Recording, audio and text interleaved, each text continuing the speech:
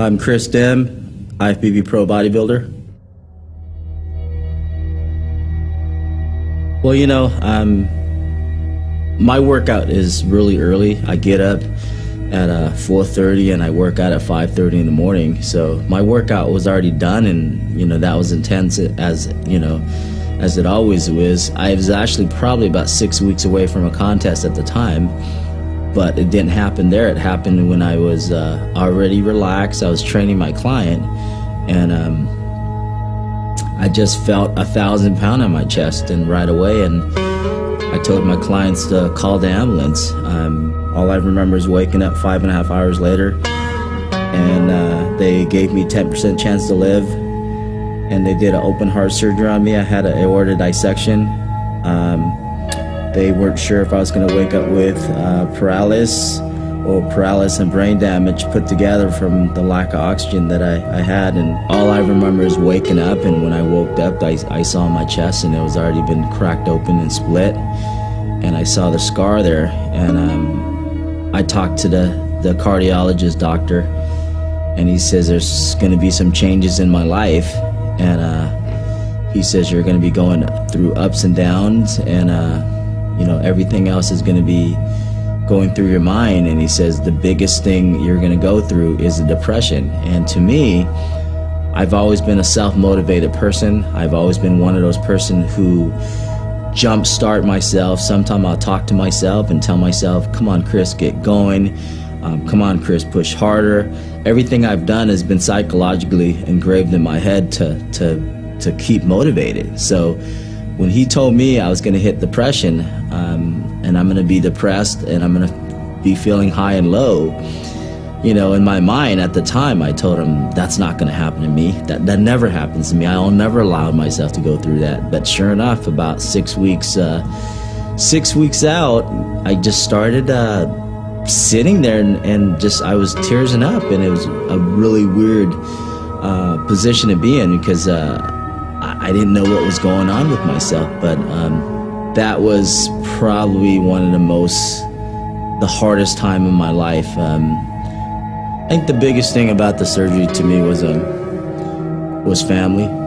When I was in the hospital, seeing my kid's face, you know, my ex-wife dropped everything and she came also, and you know, all the family and everything else. So to me, the value that I have now is outside bodybuilding is more important than just bodybuilding to me, and having my family and seeing my kids grow up and everything else, to me, that's probably the most important thing for me in my life now. Because after something drastic like that happened, you realize that you know, if you didn't have bodybuilding anymore, what do you have? And I realized my family is the most important thing in my life. So after about 3 months, I started baby stepping back in the gym again, and my first therapy was just walking from one side of the room to the other side of the room after my surgery, and overcame that. Right afterward, about 3 months, I started baby stepping, started getting in the gym, really lightweight.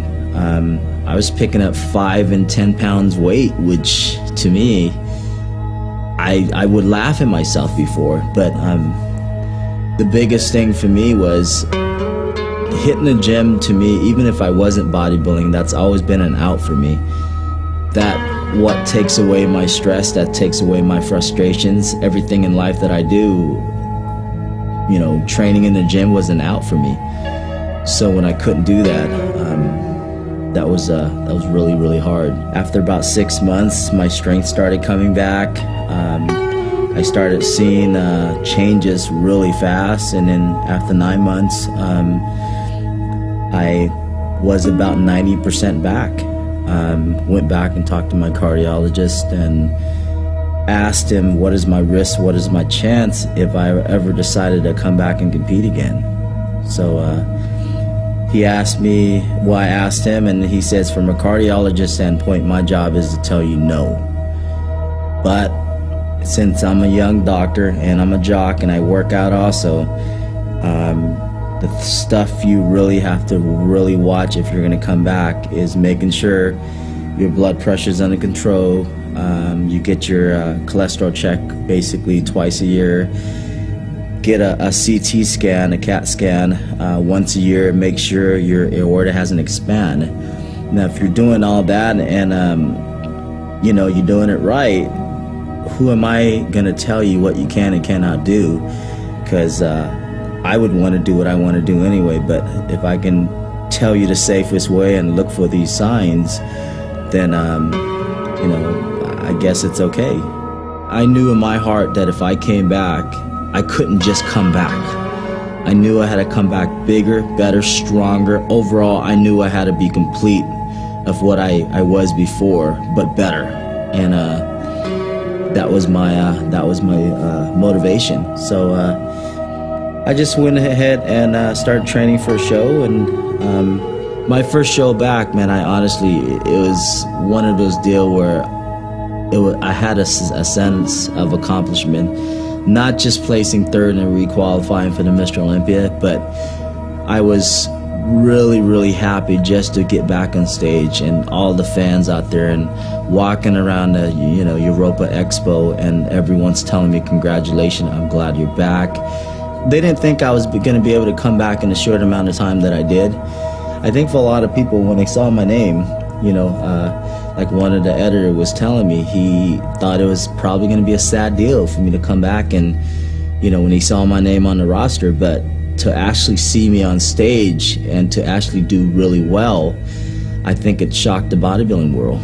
And to me, that was more of a sense of relief and a sense of accomplishment than anything else, was being able to come back and being able to get recognized the way I did. And so I felt pretty good about it. Like I said, that was one of the best feeling I had, was coming back and doing well, but then getting the recognition that I needed and deserved from the fans.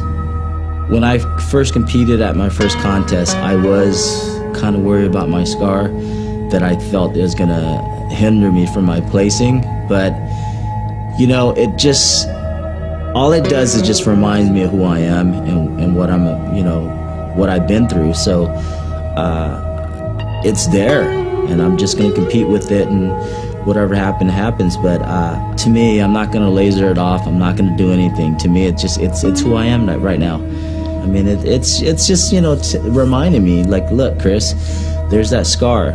So, you know, from that scar, it just put a different whole lookout on life for me. So honestly, I don't mind it.